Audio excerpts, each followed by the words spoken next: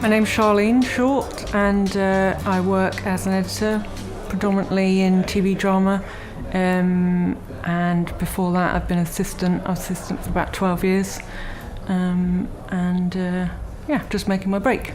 I actually did photography at university and at the Arts Institute of Bournemouth. I kind of realised about halfway through that I enjoy working with sound and moving images more. And my tutor kind of said, you know, you've got good rhythm and you've got a good sort of eye for juxtaposition, so how about try editing? And I hadn't even thought of it at all. So I've been an assembly editor on a few jobs, additional editor as well. It's basically assembling the scenes for the editor. It can slightly vary if you're the assembly editor and the editor's not on the job at that time, because then maybe you're working directly with the director and producers.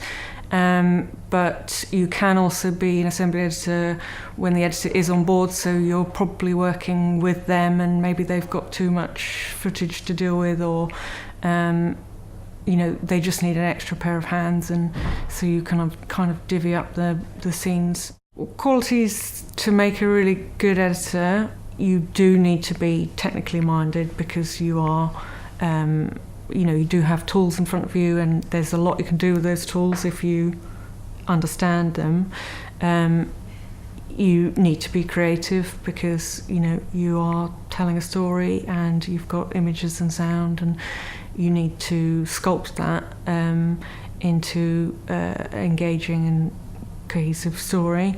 You need to be a good listener, because you're dealing with a director, producers. You may have a team of assistants. You do need to sort of manage all those expectations and communicate properly.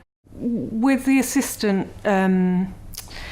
using an Avid, you're really in depth with it, I think, and you're using all of the tools, kind of facilitating from digitising rushes in to turning over the episode out. And you also kind of need to have a technical understanding of how it works, because if there's errors or issues, which happens every single day, then you do need to kind of figure out how to solve that. I have particular shortcuts that I would, settings that I take to every job.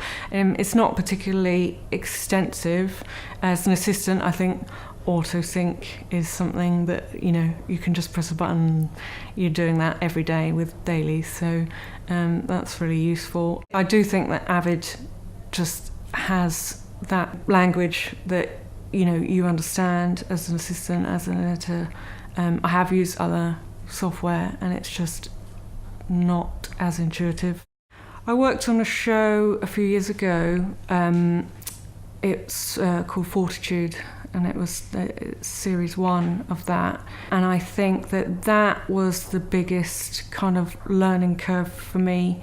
It was a big job. There was 12 hours of screen time, and I was an assistant and I was able to do editing on it as well. So it was sort of like a big transition moment, and it was a big show. It had a big budget, and it was just a huge take on for an assistant, I think, and I could not have done it without the knowledge that I'd learned before. Going from an assistant to an editor is difficult. I often say that it's harder than getting into the industry in the first place. It's, as an assistant, you're not necessarily trained to be an editor. It's a different role. It's far more technical. You're in a separate room for a start, so you don't necessarily have that relationship with editors and directors and producers that you would need to progress. But you are in an environment where you are able to learn as much as you can push yourself to learn, and absorb as much as you can from the people around you. All of that together, starts to build up, and you do eventually get that break. It does happen.